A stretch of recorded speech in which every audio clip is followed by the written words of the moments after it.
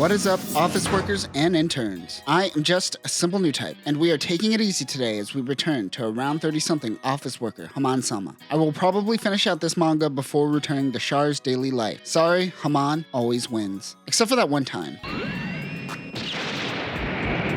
Last time we learned that Haman lives her life as a mid-level manager at the apparel company Neo Zon. She also got drunk with Kara soon and got a visit from Minerva. This time Haman will get 2 new employees, and she meets Camille and Bright of the Argama company. So let's get into this.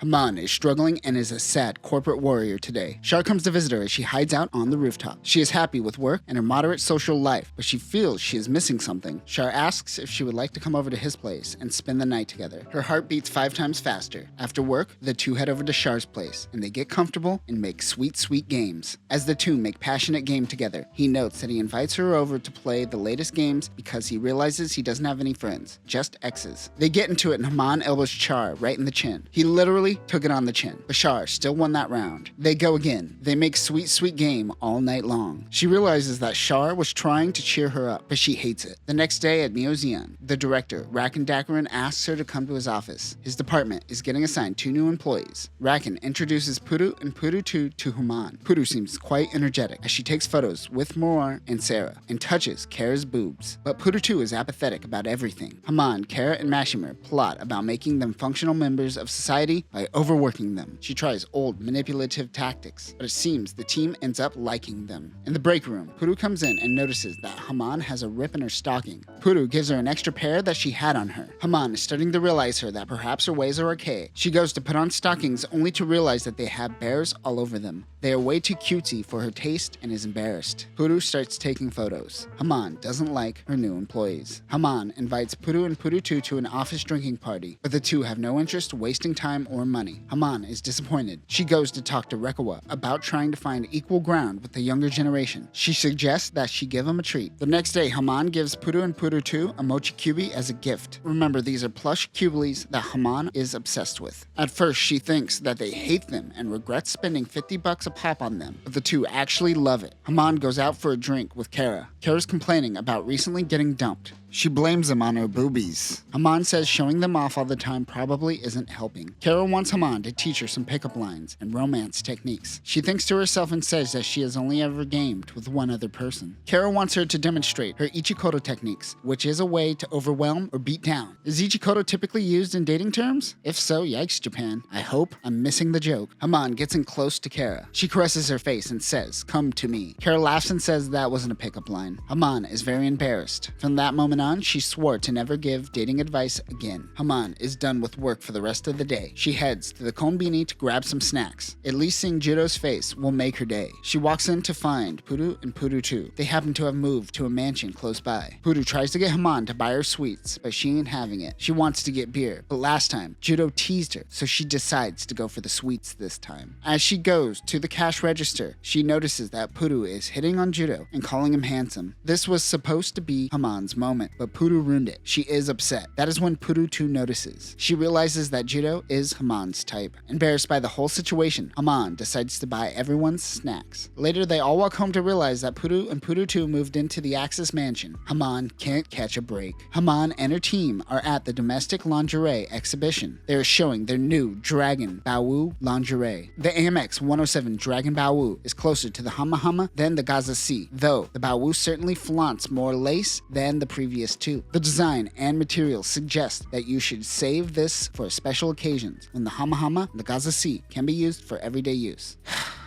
What am I doing?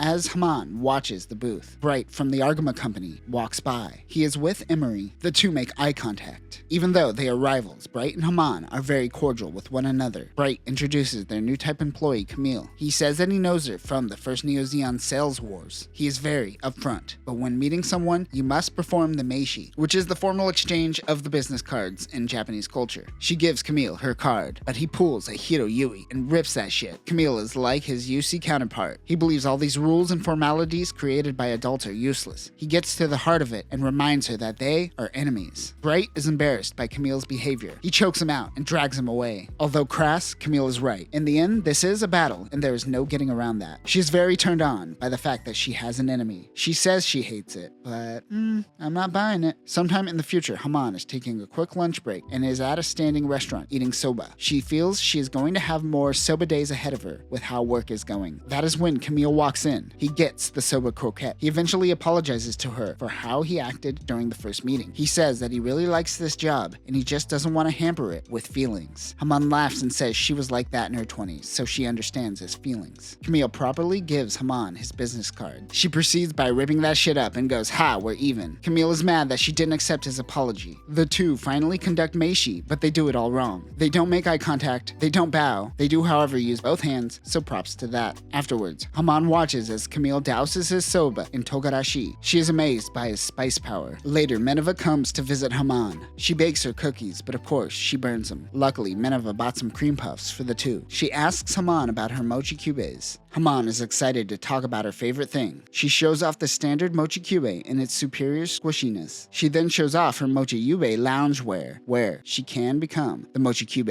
Minerva gives Haman a hug and realizes that her skinship is very intense today. Skinship is consensual, non-sexual touching, which is very, very foreign in the West. Do not practice skinship in Western countries. You will go to jail. The next day, Haman tries to eat the burnt cookies that she made for Minerva. She didn't want them to go to waste, but as she tastes them, she changes her mind quickly. She wonders why she sucks so much at cooking and thinks back to her past. We flash back to 20-something Haman with her boyfriend, Shar. They are building GUNPLA when she gets hungry. She now remembers that Shar did all the cooking and all the cleaning back in the day. She gets drunk and falls asleep on the floor, and Shar is the perfect gentleman and takes her to bed. He did everything for her. She snaps out of her flashback and runs, crying to Shar. She blames him spoiling her in the past for why she sucks so much today. She forces him to eat one of the burnt cookies as punishment. Haman heads out to 0079 Cinema, where she is seeing a movie. She happens to run into judo. Some movies playing at the cinema are Kukuru's Doan's Island, as well as a zombie version of Hathaway's Flash called Zombie Flash. Another one is Love Stardust Memory 2, and what looks like Cohen and Annabelle hugging on the poster. And my favorite movie, of course, is I Don't Have to Tamino. What does that even mean? I don't have to Tamino. Or is it like Tamino's a way of life? You know, you don't have to Tamino. She loves seeing him in plain clothes. Unfortunately, she learns that he is on a date. Fortunately, however, the date is with his younger sister, Lena. She still has a chance. All of them happen to be seeing Zombie Flash. And when you know it, Haman happens to be sitting right next to Judo. There is no way she is going to be able to concentrate on the movie now. The movie begins, but all Haman can focus on is Judo's face. She watches as he laughs, as he gets scared, and as he sneezes. No, she came here to see a movie. She is going to watch it. Judo suddenly dozes off. She can now focus. On the screen is Galman Reedus, a fusion of Galman Noble from Hathaway's Flash and Norman Reedus of Walking Dead fame. She is annoyed by the movie and not feeling it, but as the movie goes on, she gets into it. As it ends, she finds herself tearing up. Judo notices and hands her a tissue. She is mad that Judo saw her crying. Haman gets ready for bed by relaxing and enjoying a nice hot bath. Suddenly, she gets a knock at the door. It happens to be Puru. Pool is pronounced Puru, and technically, we should be pronouncing her name as Pool in the West. So you could say that Pool is ready for the pool, or Puru is ready for the Puru. The pun works in both languages. She says that their gas isn't working at their place, so they need a place to bathe. Puru is dressed like she is going to the pool rather than taking a bath. Puru too comes in wearing just a typical bathrobe. She says that she will pay her, but Haman is in a bathhouse. She is over it, so she just allows them to use the bath. But she is tired and she is bathing first, so the two could share afterwards. But Puru too says she doesn't want to shower with Puru because she always ends up touching her. Puru plays the victim and Haman comforts Puru rather than Puru too in the moment. She says that Puru and Haman will shower and she will go afterwards. Haman's relaxing night has turned into a stressful one. Also, it is customary to go into the bath completely clean and naked, so Puru in her pool outfit is adding insult to injury. However, this is another form of socially acceptable skinship. Once again, do not bathe with your friends if you are in the West. I mean, sometimes you could get away with that one. They're cool with it. Meanwhile, Puru 2 is having a relaxing time hanging out with Haman's mochi cubes.